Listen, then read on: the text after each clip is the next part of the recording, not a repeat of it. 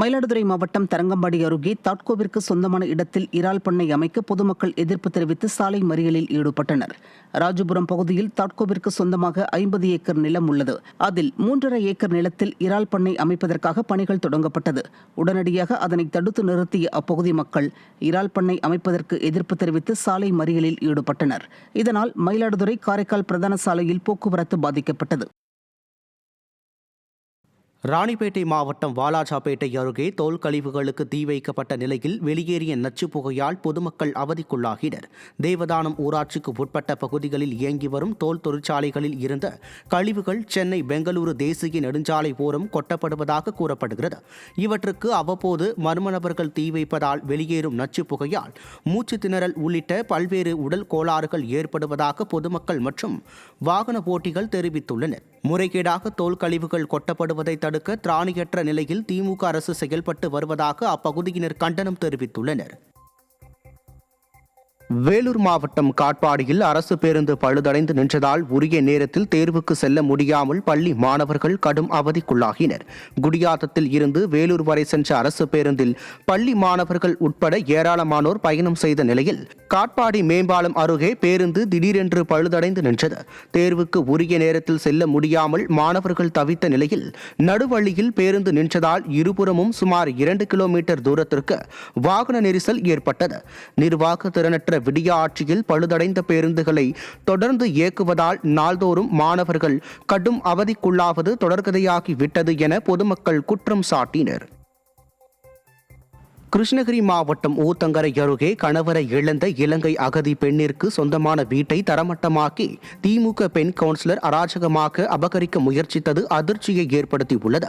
40 ஆண்டுகளுக்கு முன்பு கிருஷ்ணகிரிக்கு வந்த இலங்கை அகதிகளுக்கு பாரதிபுரம் பகுதியில் இலவச வீட்டுமனை வழங்கப்பட்ட நிலையில் விதவை தாயும் 2 மகள்களும் வீடு கட்ட முயன்ற போது அங்கு வந்த திமுக பெண் கவுன்சிலர் கனகேஸ்வரி அங்கிருந்த சுவரை இடித்து தள்ளி அராஜகத்தில் ஈடுபட்டார். விடியா திமுக ஆட்சியில் அடாவடி பெண் கவுன்சிலருக்கு எதிராக புகார் கொடுத்தும் முதுகெலும்பற்ற ஏவல்துறை காலம் தாழ்த்தி வருவதாக பாதிக்கப்பட்ட பெண் குற்றம் சாட்டியுள்ளார். அது 10 வருஷத்துக்கு முன்னாடி எங்கள் அப்பா கட்டினாரு. கட்டும்போது உடல்நிலை சரியில்லாமல் பாதியிலே விட்டுட்டோம். மோல்டிங் மட்டும் போடல, செவரு 4 பக்கமும் எழுந்துருச்சு. ஒரு வாரத்துக்கு முன்னாடி சரி போய் அது கொஞ்சம் ரெடி பண்ணி கட்டலான்ட்டு போனால் அங்கே இருக்கிற தலைவர் கவுன்சிலர் கட்ட விடாமல் 10 பசங்களை வச்சு இடித்து எங்களெல்லாம் மிரட்டி அடிக்க வந்துட்டாங்க. அதனால இப்போ கேஸ் கொடுக்க வந்திருந்தோம். கேஸ் கொடுக்க வந்தாலும் நாங்கள் கட்ட விட மாட்டோம், நாங்கள் பார்த்துக்கிறோம், அவங்களுக்கு அந்த இடமே கிடையாதுன்னு சொல்லி அவங்க மிரட்டுறாங்க. தருமபுரி அருகே யானையை சுட்டுக் கொன்ற வழக்கில் வனத்துறையினரிடமிருந்து தப்பிய நபர் சடலமாக மீட்கப்பட்ட சம்பவம் பரபரப்பை ஏற்படுத்தியுள்ளது. யானையை கொன்று தந்தங்களை கடத்திய வழக்கில் செந்தில் என்பவர் வனத்துறையால் கைது செய்யப்பட்டார். இதனையடுத்து வனத்துறையினரிடமிருந்து செந்தில் தப்பியதாக கூறப்படுகிறது. இந்நிலையில் கொங்கரப்பட்டி வனப்பகுதியில் அழுகிய நிலையில் செந்திலின் உடல் கண்டெடுக்கப்பட்டுள்ளது. மேலும் அவரது இறப்பு குறித்து உறவினர்கள் சந்தேகம் எழுப்பியுள்ளனர். செங்கல்பட்டு மாவட்டம் மதுராந்தகம் அருகே தார் சாலை போடப்பட்ட ஒரு வாரத்திற்குள்ளேயே சேதமடைந்துள்ளது. எலப்பாக்கம் ஆணைக்குண்டம் இடையே 2 கிலோமீட்டர் தூரத்திற்கு சாலை மிகவும் சேதமடைந்து குண்டும் குழியுமாக இருந்தது. இதனையடுத்து 25 லட்சம் ரூபாய் மதிப்பீட்டில் தார் சாலை போடப்பட்ட நிலையில் ஒரு வாரத்திற்குள்ளேயே 5க்கும் மேற்பட்ட இடங்களில் விரிசல் ஏற்பட்டு பள்ளங்கள் காணப்படுகிறது.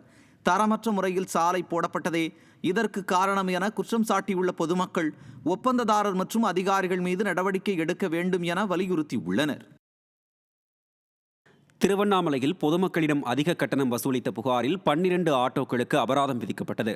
அண்ணாமலையார் கோயிலுக்கு பக்தர்களை அழைத்துச் செல்லும் ஆட்டோக்களில் அதிக அளவிலான நபர்கள் ஏற்றப்படுவதாகவும் அதிக கட்டணம் வசூலிக்கப்படுவதாகவும் குற்றச்சாட்டு எழுந்துள்ளது. இதுகுறித்து பலமுறை புகார் அளித்தும் நடவடிக்கை எடுக்கப்படாத நிலையில் தற்போது கண் துடைப்பிற்காக ஆட்டோக்களுக்கு அபராதம் விதிக்கப்பட்டுள்ளதாக அப்பகுதியினர் தெரிவித்துள்ளனர். கிருஷ்ணகிரி மாவட்டம் ஊத்தங்கரை அருகே டாஸ்மாக் கடை மேற்பார்வையாளர் கொடுத்த மன உளைச்சலால் தற்கொலைக்கு முயன்ற டாஸ்மாக் ஊழியர் சிகிச்சை பலனின்றி உயிரிழந்தார். கல்லாவி அரசு மதுபான கடையில் பணியாற்றி வந்த சரவணன் மீது கடையின் மேற்பார்வையாளர் தொடர்ந்து பழிவாங்கும் செயலில் ஈடுபட்டதாக கூறப்படுகிறது. இதனால் மன உளைச்சலில் இருந்து வந்த சரவணன் கடந்த மாதம் 28ஆம் தேதி அவரது இல்லத்தில் பூச்சி மருந்து அருந்தி தற்கொலைக்கு முயன்றுள்ளார். ஊத்தங்கரை அரசு மருத்துவமனையில் அனுமதிக்கப்பட்டு சிகிச்சை பெற்று வந்த நிலையில் அங்கு அவர் சிகிச்சை பலனின்றி உயிரிழந்தார்.